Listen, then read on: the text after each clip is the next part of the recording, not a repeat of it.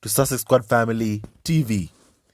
Thank you once again for joining us. Thank you so much for 1,600 subscribers. I value each and every single one. Thank you.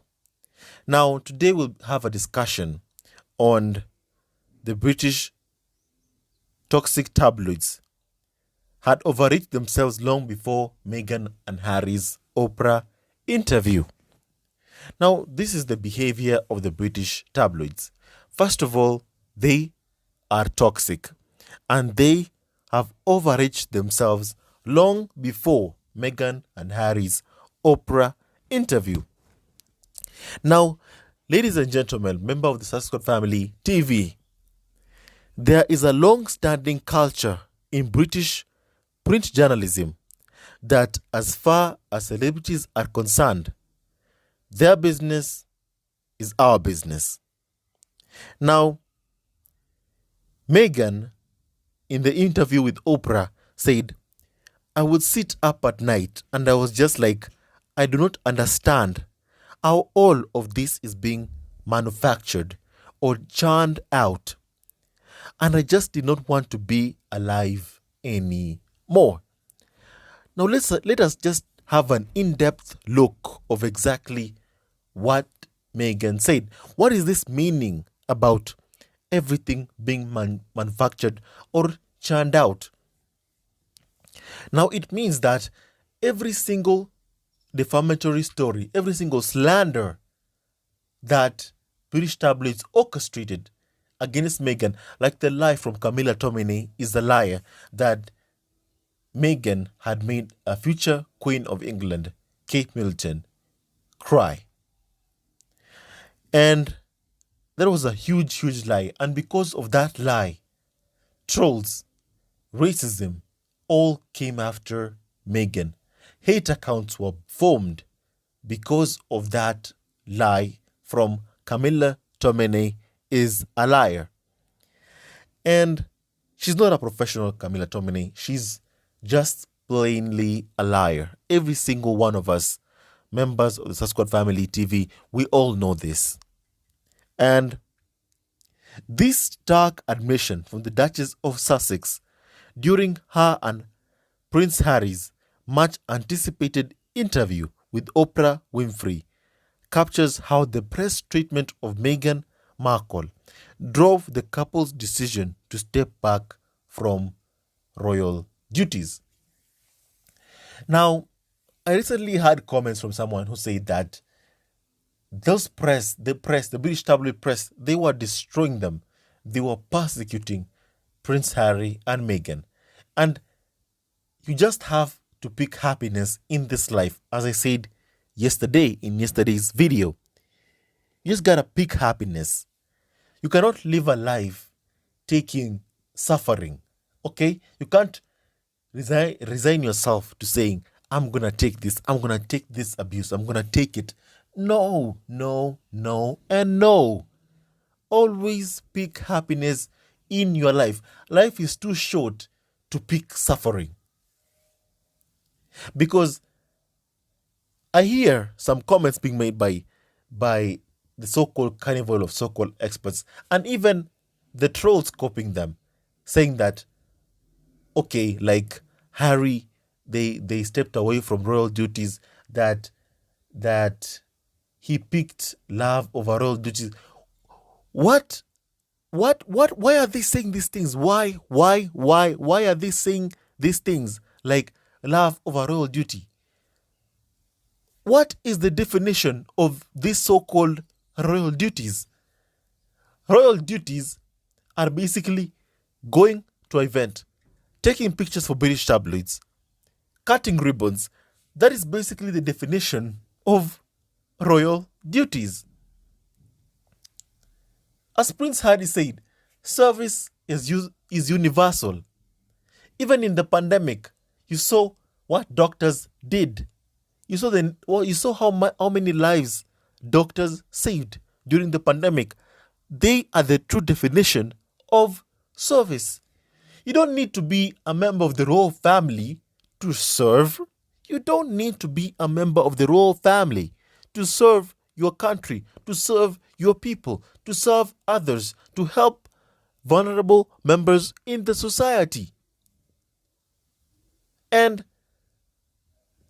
I also heard during the recent Princess and the Press documentary, they say that, listen, if you're a boring person, a boring royal, the British tabloids won't care about you. If we know you're not living a happy life, they will not care about you. If you are uninteresting to the public doesn't care about you, and they can't make too much money off you, then they won't care about you. That's a comment made by these so-called members of the Fleet Street at the Princess and the Press documentary that I heard. Now, we even had comments calling the likes of Sophie, the Countess of Wessex, being compared to a Ford Fiesta. I mean, that you can't compare her to Meghan, the Duchess of Sussex, because Meghan is interesting. They say that she's like a Lamborghini. And that's why they have to keep talking about Meghan. Now, let me try and understand this logic. Let me just try and understand. You have incited hate towards Meghan. You've put her life in danger. You've made racist trolls come after her. But yet, you expect her to dance to your tunes. Now, how is that even remotely possible? I mean, Harry has never liked the British tabloid press. It's not like Meghan came in and made him dislike the British tabloids. He's been saying for a long, long time that he wanted to leave the UK because of the type of tabloid press that exists over there. The people who harassed his beloved mother to the point she lost her life in a tragic car accident. And now they're acting like, oh, it was Meghan's fault. It was Meghan's fault. It was never Meghan's fault. It was your abuse of Prince Harry's wife and children that made him leave. And now he's happy in the United States of America. And now British tabloids, carnival of so-called experts, alongside the firm, are acting like that ex that can't accept being dumped and rejected. They can't accept it. And British tabloids have always been toxic. And they've done this to Meghan for so long. Whether it's closing our own cardo, Meghan has been attacked for it. She's been even accused of wearing earrings that was gifted by Saudi Crown Prince Mohammed bin Salman. The jewelry doesn't even belong to Meghan Markle. It belongs to the crown. British tabloids know it does not belong to Meghan. It belongs to the crown. It belongs to the queen. And if they want them so much, they can find them at Buckingham Palace vaults. They are gifted. They are loaned. But don't let that get in the way of smearing Meghan. That's what the British tabloids have been doing for so long. So long. And it needs to stop. They were so afraid of the Oprah interview that they came up with bogus bullying allegations against Meghan. Someone who, in all her life, in all her work, every single place that she's ever worked, for so many years, she's the first self-made millionaire to ever join the royal family. She worked for what she had. And that's why I'm very, very thankful for Meghan Markle, because what she did in her past, as she said in the Oprah interview, I'm thankful for the value of work that I learned. I'm thankful for what I did prior to joining the royal family. And I agree with what she said in the Oprah interview. It is that what she did before joining the royal family. It is the causes. It is her working in the United Nations as an intern. It is a speech at the United Nations promoting female empowerment. It is that what she has done before joining before joining the royal family, that prevents any smear from working out that the royal family has waged against her. It can't work basically because of that. For instance, there was a time that where the press goes, some TV programs follow.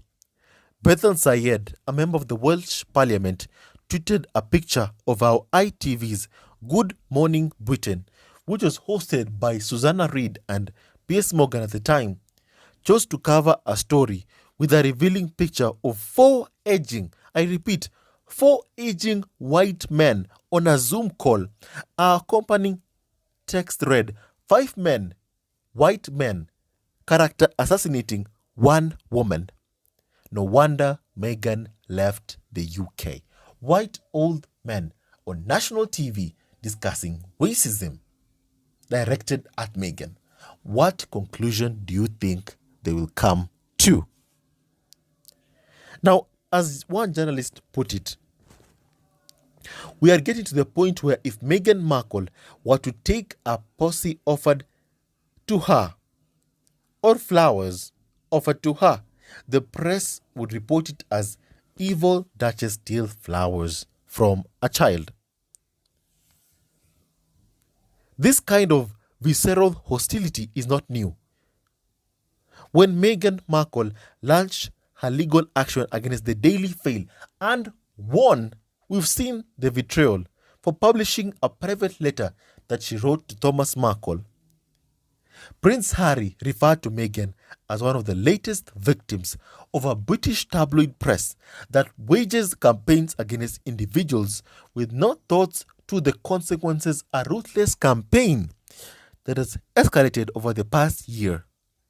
He spoke for many victims of Britain's toxic tabloid culture when he continued, put simply, it is bullying, which scares and silences people.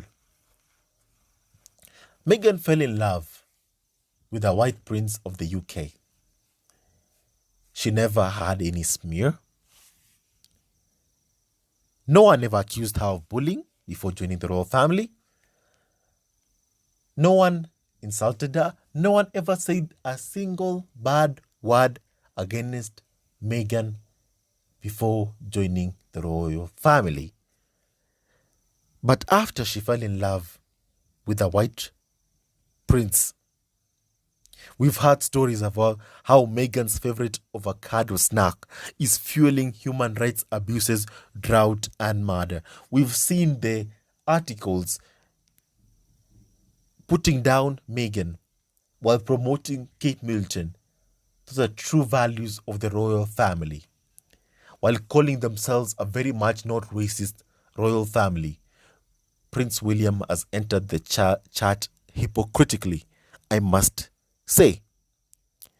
And underlying some of this reporting has been implicit and unpleasant racism that refers clearly to Meghan's exotic DNA, something that Prince Harry talked about in the Me You Can't See alongside Oprah. He talks about this. So clearly, when you heard Prince Harry saying this, clearly this really, really hurt them. And imagine if it hurt Prince Harry to see what his wife was going through. Now imagine what Meghan felt. Or the labeling that Meghan is straight out of Compton, carrying the unambiguous message that she is not one of us.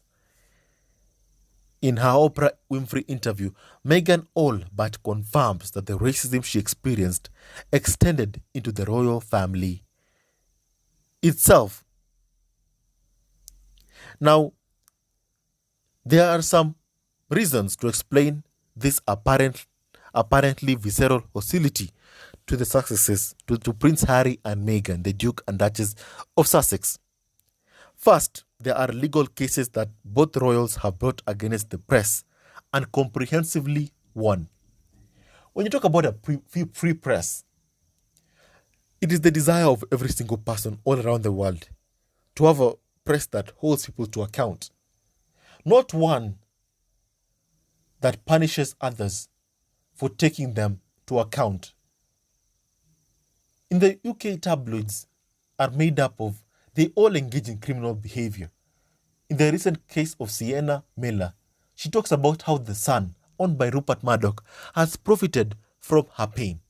And she's not the only one. Harry won an apology and substantial damages from the Mail on Sunday and Mail Online for publishing false allegations that he had turned his back on the Royal Marines. And then, sometime later, Meghan has also won her case twice, not just in the High Court, but in the Court of Appeal for breach of copyright and privacy by British tabloid The Daily Mail, owned by Lord Rothermere. The British tabloid press do not like being bested in court, and the Mail in particular will always be looking to exact revenge. That is not a press. It is not. So whenever I hear them saying freedom of the press, freedom of the press, freedom of the press does not mean the ability to bully someone. It does not mean that. It does not mean. Freedom of the press does not mean freedom to harass other human beings. It does not mean that. Secondly, there is something called commercial imperative, sales and clickbait. The royal family sells newspapers and attracts online readers. In the pre-electronic era, every publisher knew that a front page picture of Princess Diana would be guaranteed to shift copies from news agents, street sellers, and garage forecourts. Today, casual readers are drawn to headlines on social and online media, which are fed by a worldwide fascination with the royal soap opera. Every soap opera needs its heroes and antagonists. Britain's tabloid press has demonstrated over the years how adept it is at creating fairy tale princesses and pantomime villains, regardless of their impact on the individuals themselves, as long as the Lord Rothermere can make $1. Stories are embellished, distorted, or simply manufactured to generate more clickbait and thus more revenue. Third, there is a long-standing culture in British print tabloid journalism that as far as celebrities are concerned, their business is our business. At one level, this is an entirely appropriate journalistic imperative to hold power to account. Think, for example, of the Prince Andrew interview on the BBC's Newsnight.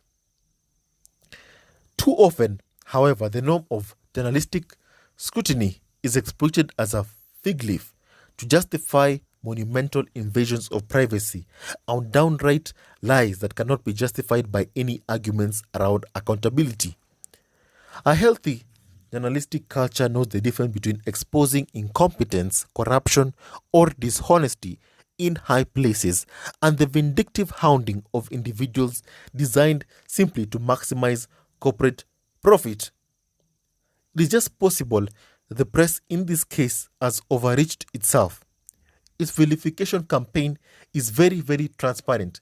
They cannot hide how much they loathe the Duchess of Sussex. And Meghan has never done anything wrong. She only ever wanted to fell in love with Prince Harry, abandoned everything she knew, come over to the UK and serve the UK. Instead of serving, all she got was racism and abuse. And I'm glad that they left. I'm thankful every single day that Meghan, Duchess of Sussex, valued her mental health enough to flee a toxic environment. This vilification campaign has been so transparent, and it is being called out on social media in the UK and the US. Now, as legacy newspaper circulations continue to fall, such grievance-driven journalism looks increasingly like an aging relic from a bygone age. Even before the current Oprah interview, someone said that much of UK media reaction to Meghan and Harry reeks of this gathering powerlessness. No doubt more vicious headlines will greet the successes after the interview, and even after recently Meghan's court case win against the Daily fail, in which Meghan would make so many millions.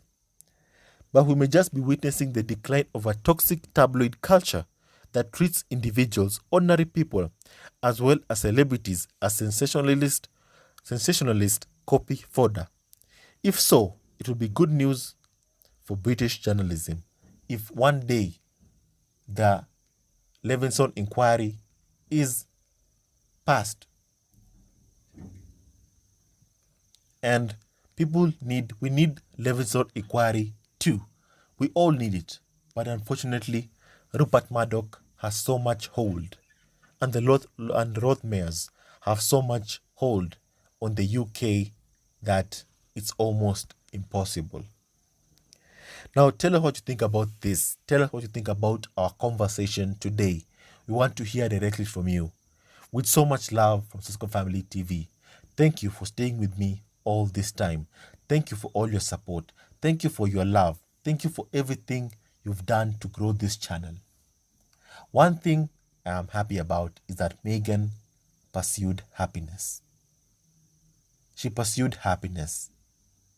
She went after the British tabloid, the Daily Fail, to do what is right, as she herself has said. It's about right versus wrong.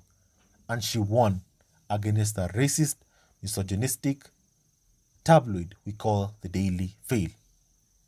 And you can be sure about one thing. Good will always triumph over evil. Thank you so much for tuning in. Thank you for liking, subscribing, and supporting our channel. Stay tuned for our next video.